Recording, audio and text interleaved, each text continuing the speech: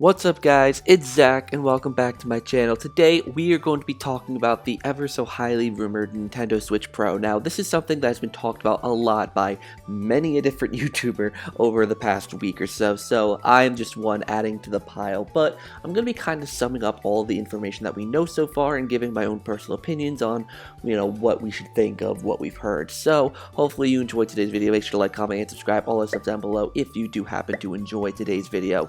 And yeah, so let's get right into talking about the Nintendo Switch Pro, or whatever that's going to be called, and what we already know. So I think the first thing to keep in mind with this console is that it's not going to be a natively 4K console. So you know how, for example, the Xbox Series X and the Xbox One X and the PS5 all output to 4K, and games can run in 4K. But that's not necessarily how the Nintendo Switch Pro would work. You see, for most of the Nintendo Switch's games, it'll still rely on the lower hardware, but it'll be upscaled to 4K. So games like Luigi's Mansion 3, for instance, games that look that good, that visually appealing, in 1080, which is what the game runs at naturally, will be upscaled and brought up to 4K, but it won't naturally run in 4K. And it's not something that people should freak out over, because Nintendo's never been one to be up to date with the visuals, and obviously given the fact that some of these games will be able to look good in 4K now, when it comes to upscaling, I think that should personally be enough. I get that people want Nintendo to get more with the times. I personally am one of those people who want Nintendo to get more with the times when it comes to their hardware, but we know that Nintendo is not very much like that, so don't worry about the fact that it's not going to be a true 4K, but it's going to be an upscaled 4K. But what I think is more important out of it is I think it'll personally make it easier for third-party developers to develop for the Switch, giving the Switch that little more horsepower, that little more oomph to actually, run their games a little bit better, to do a little bit more with their games. I think it'll give the third-party companies, like let's say Rockstar, the ability to develop games more easier for the Nintendo Switch. There's one game, for instance, that was announced for the Nintendo Switch that we haven't heard anything about in just about a year, and that's World War Z. World War Z is a Left 4 Dead style zombie co-op survival game. It's really, really fun, and it got announced for the Nintendo Switch last year, and the devs have actually commented on the game, saying that it's actually been one of the hardest projects they've ever had to work on, making that fit and making it work for the Nintendo Switch. Obviously, World War Z is a very graphically intense game with lots of different things going on at the same time. You have to load in lots of zombies, all that kind of stuff. So I think with the Switch Pro, given that little more power, it could be made way easier for the developers of World War Z to actually develop the game and make it work. Next up is the big thing that people are kind of complaining about, and that is the 720p screen that apparently the handheld version, the tablet version of the Nintendo Switch Pro will be. It's not going to be anything more, because the regular Nintendo Switch runs at 720p, and the new Switch is going to run at 720p. This is getting people all in a kerfuffle, because they're like, well, that means the screen is absolutely no better, it's not going to look anywhere near as good, as it could. And while I agree they definitely could resource and get better screens, it would also make the system more expensive, which is obviously what Nintendo doesn't want to do. However, there are some key details that does provide some upsides to the handheld mode of the Switch Pro. First is the fact that this is going to be an OLED screen. Basically, OLED is completely different than the current design of the touchscreen that the Nintendo Switch has now.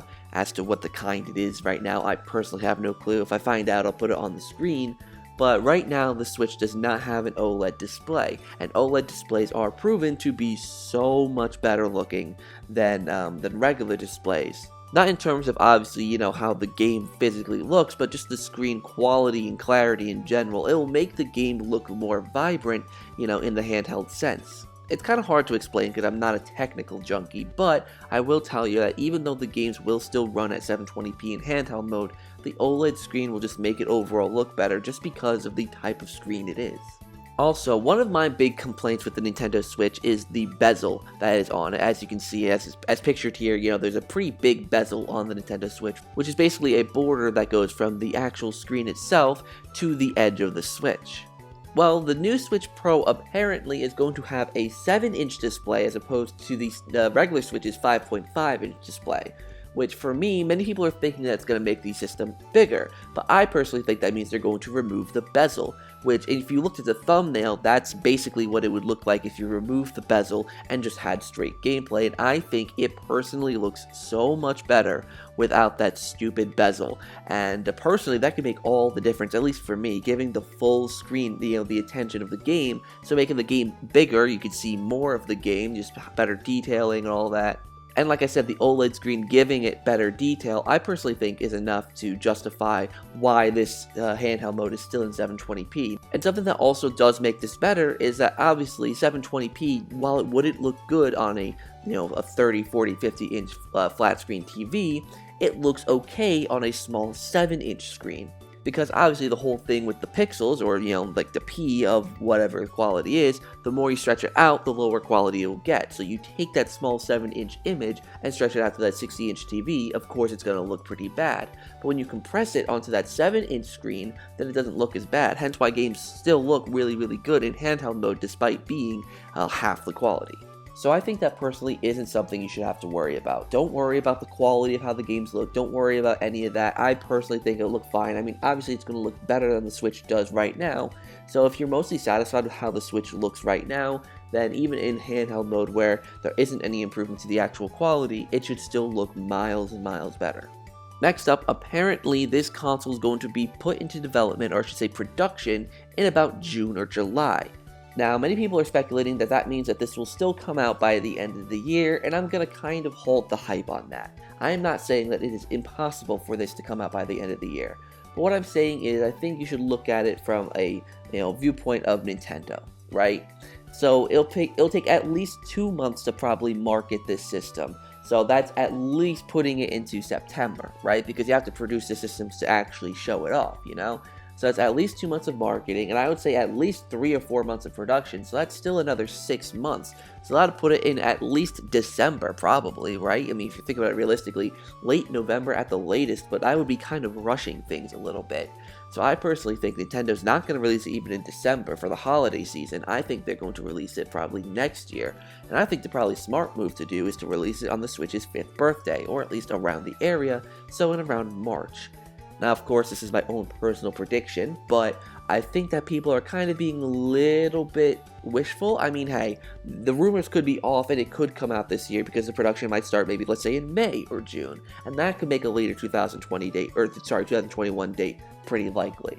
But me, with hearing all this information about the production and realizing how long it would take to market and package and ship to retailers and all that, I personally don't think it's going to come out in 2021. But if it does start production a little bit earlier than June, July, then, then I might be a little more lenient on the 2021 release date.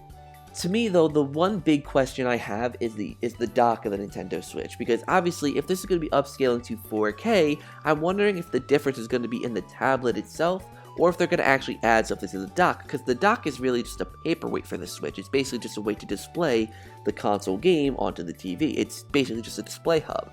So I'm wondering if they're going to add any extra beef to the dock itself to give a little more power and to give a little something else to the Switch itself. Maybe it'll act as a supplement to the Nintendo Switch. I'm honestly not quite sure. We're going to have to wait and see and figure that out. And obviously, like I said earlier, I do not think this is going to result in the Switch being any bigger or any smaller than the current model we have.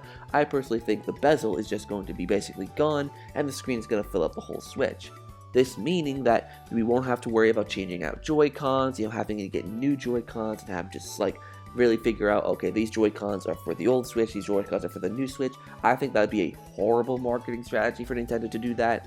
It's one thing, having 2 different Switch models, but then having 2 different controllers for the models. It would just cause way too much confusion for the average consumer, and I don't think it would work out well, and it could cause a Wii U type situation.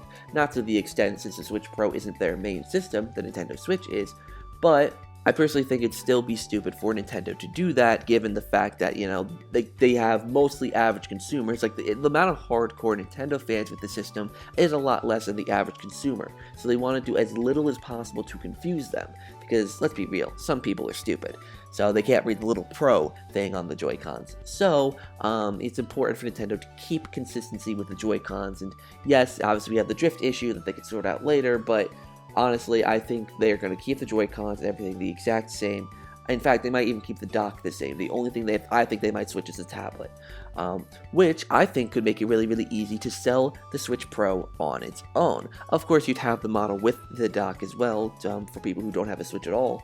But if there's a person out there who already has a base level Nintendo Switch but wants Nintendo Switch Pro, I think Nintendo should sell the tablet on its own.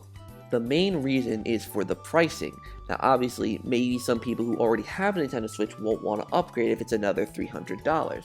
But if you sell the tablet on its own, maybe with a couple of Joy-Cons, I don't know, and a charger for let's say $150 to maybe $200, so a $100 discount, people might upgrade and get that Switch and not have to worry about getting another dock because obviously we don't need a dock, we've already got a dock.